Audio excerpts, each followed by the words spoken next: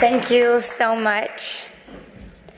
That introduction was really overwhelming and in the most positive way. So thank you. Hi, everyone. My people. It is an honor and a privilege to be here today at NAMI's National Day of Action. Looking out at all of you is so inspiring. It's great to see so many people dedicated to improving mental health and the lives of others.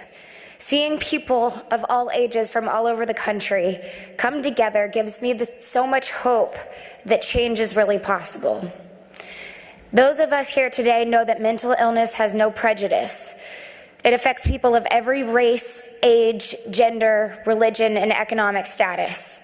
It doesn't discriminate between Republicans or Democrats either.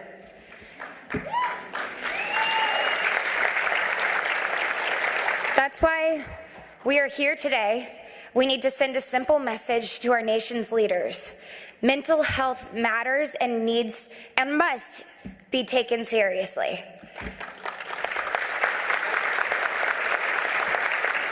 It is time to act for mental health and pass comprehensive mental health bill this year.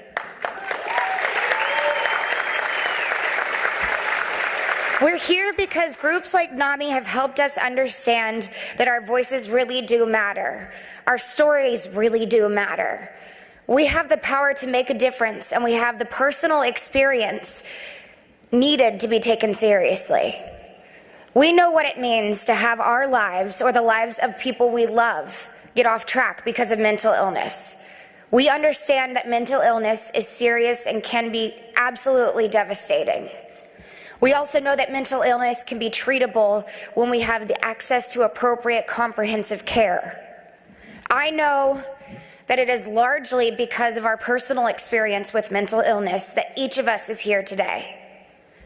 As I learn more about my own illness and the experience of others, I realize how much we all have in common, even if mental illness has made a few headlines because of my career. There's a number of ways in which I've been very lucky, yet even with access to so much, my journey has not been an easy one by any means. During my darkest times, I didn't know why I was alive, and I definitely didn't like myself. I had very low periods that were so emotionally draining that I couldn't find the strength to crawl out of bed in the morning. I was withdrawn, disconnected, and very angry. There were stretches of time where I felt nothing but shame. I would medicate myself with drugs and alcohol in an effort to feel normal. Not better, just normal. I didn't understand why somebody like me, with all the resources and reasons in the world to be emotionally well, I couldn't find happiness. When I finally got diagnosed with bipolar disorder, it was a relief in so many ways. It helped me to start make sense of my bipolar depression and all the harm things I was doing to cope with it. Getting the right diagnosis didn't happen overnight. Through the process of being misdiagnosed and misunderstood, I learned how important it is to be open with your doctor so that you can get to the root of what's going on as soon as possible. The journey to living well with bipolar disorder is a process that for me involves seeing a therapist, being honest with myself and others, following my treatment plan, and taking care of my body. It requires comprehensive care. Living well with bipolar disorder takes work, and it doesn't all happen at once. There wasn't one day when the light simply came on and I said, I'm cured, I'm better. Sometimes the first, second, or even third medication we try isn't one that works the best, but we owe it to ourselves to keep trying. The reality is that you're not a car who goes into the shop and gets fixed immediately. You need ongoing maintenance. There will always be work left to do. I can only do the work now because I truly believe that I'm worth it. And today, I'm so grateful for my life, and I want to preserve and protect it.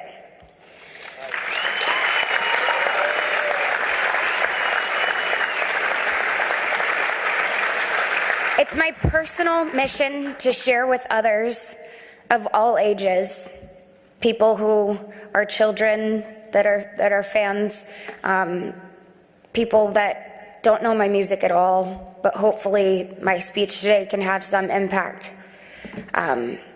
It's my mission to share this with the world and to let them know that there's life on the other side of those dark times that seem so hopeless and helpless.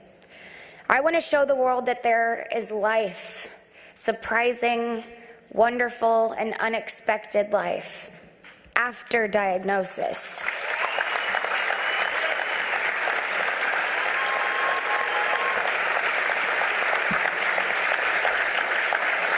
I'm proud to say that I'm living proof that someone can live, love, and thrive with bipolar disorder if they get connected with professional resources and accept support as soon as possible. That's why I'm participating in the Mental Health Listening and Engagement Tour by getting to meet people like you and learning more about the issues that face the mental health community, us. I hope to do my part to make things a little easier for others and to reduce the shame associated with mental illness.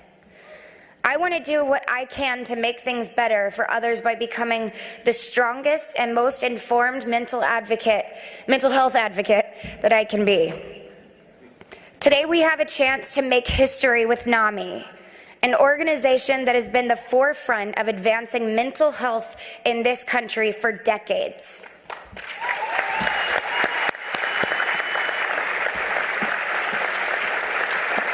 We've seen increased attention to our country's broken mental health system over the past few years, but we've seen very little action.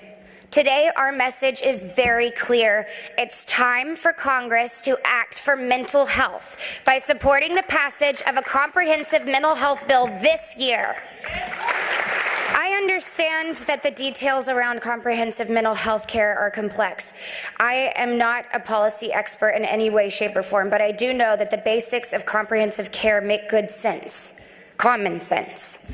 Comprehensive care means that as a nation, we step up our efforts to prevent suicide, which is currently the second leading cause of death for young adults in the United States.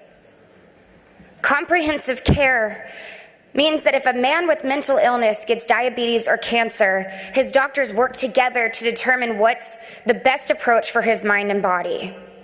Comprehensive care also means that when a woman leaves a psychiatric hospital, there's a process in place to make sure she gets the care that she needs so she doesn't end up back in jail, hospitals, or on the streets, or worst of all, even dead.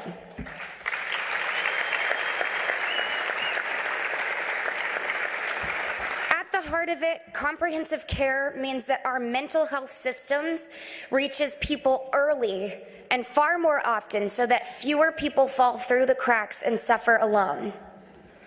I'm so proud to be here with you today. Together as mental health advocates, we can make our voices heard. Our shared message is simple. Like you said, keep it simple. Support passage of a comprehensive mental health bill this year.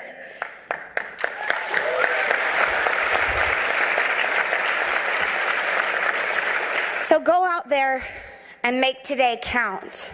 Together we will make a difference as we act for mental health. Don't forget to tweet and post throughout the day, because we all know that gets the word going.